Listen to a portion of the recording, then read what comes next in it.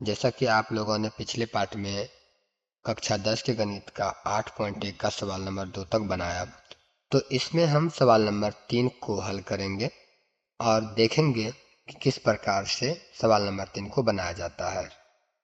तो ज़्यादा विलंब ना करते हुए चलिए वीडियो को शुरू करते हैं।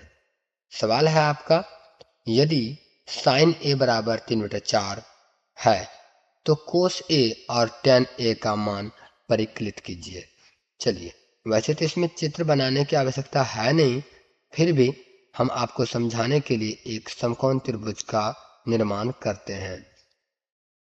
आप सबों को मालूम है कि अध्याय 8 में अर्थात त्रिकोणमिति में सिर्फ और सिर्फ समकोण त्रिभुज का ही बात किया जाता है। तो जैसे कि हम ये त्रिभुज निर्माण कर लिए और ये कोण जो है आपका 90 डिग्री का है, तो ये हो गया अपना कोण ए और ये हो गया कोण बी और ये हो गया कोण ई। ठीक है, जैसा कि हमें हिसाब में दिया हुआ है, हिसाब में दिया हुआ है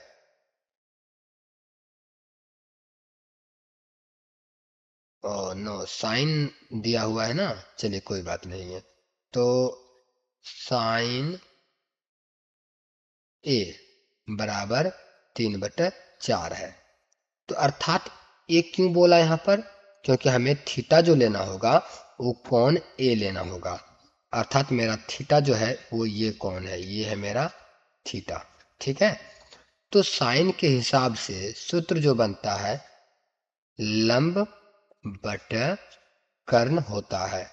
अगर आप पिछले वीडियो में ये सब चीज़ नहीं देखे हैं तो उसका लिंक डिस्क्रिप्शन में दिया हुआ है, आप सभी वीडियो जा करके देख सकते हैं ताकि आपको त्रिकोणमिति में कोई दिक्कत ना हो।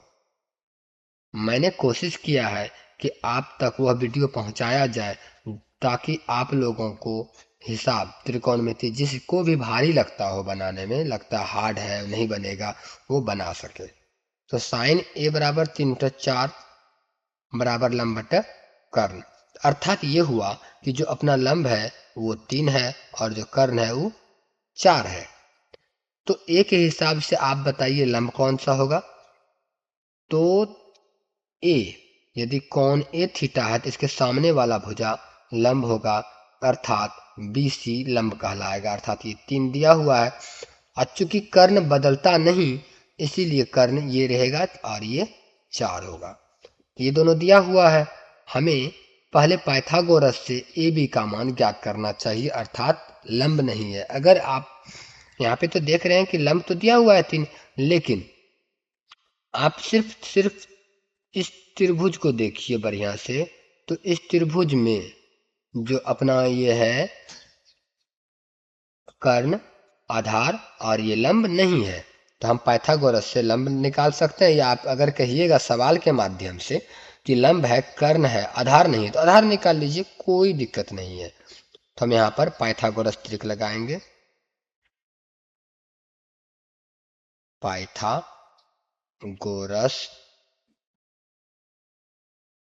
प्रमेय से। ठीक है, पाइथागोरस प्रमेय से चूंकि हमारे पास यहाँ लंब और कर्ण है तो हम यहाँ पे आधार निकाल लेंगे। आधार बराबर सूत्र होगा रूट अंदर कर्ण का स्क्वायर माइनस लंब का स्क्वायर। यहां तक में कोई दिक्कत नहीं है। बराबर रूट अंदर, अब कर्ण का जो मान है 4 है तो 4 का हम यहाँ पे लिखेंगे स्क्वायर माइनस लंब का स्क्वायर मतलब 3 का स्क्वायर।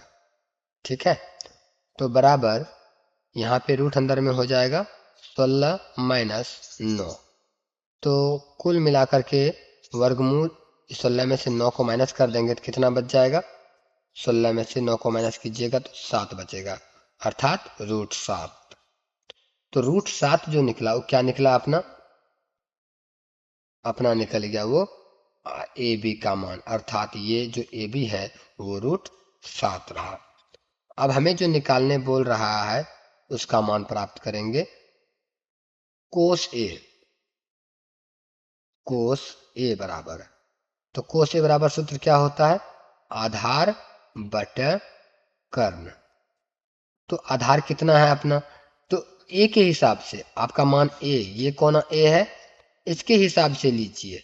तो लंब तो ये हुआ, तो आधार ये रहेगा √7, मतलब √7 बटा कर्ण कितना है 4।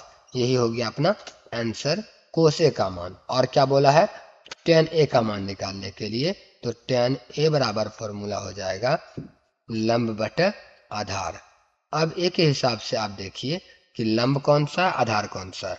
क्योंकि अगर आपको हिसाब समझ में आया होगा तो आप tan ए का मान स्वतः ही बता सकते हैं। तो मैं आशा करता हूं कि आप इसका आंसर कमेंट बॉक्स में दीजिए कि tan ए बराबर मान यहाँ पर कितना होता।